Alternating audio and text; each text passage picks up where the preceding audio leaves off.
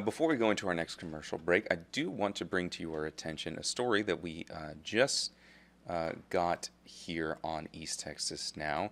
We have news on the meeting between the President of the United States, Donald Trump, and the President of the European Commission, Ursula von der Leyen.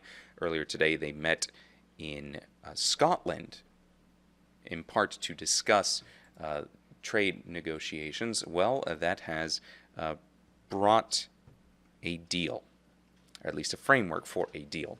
President Donald Trump announced today that the U.S. and the European Union reached a framework for a trade deal. This comes after talks with European Commission President Ursula von der Leyen in Turnberry in Scotland.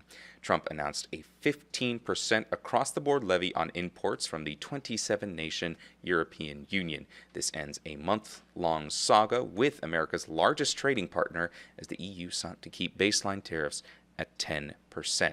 Speaking alongside von der Leyen, the president said the EU would, quote, agree to purchase from the U.S. $750 billion worth of energy, and also agreed to invest into the U.S. $600 billion more than they're investing already.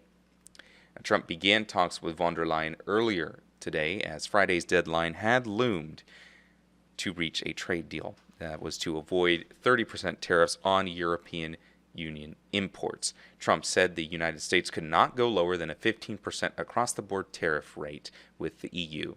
But that is a development from today.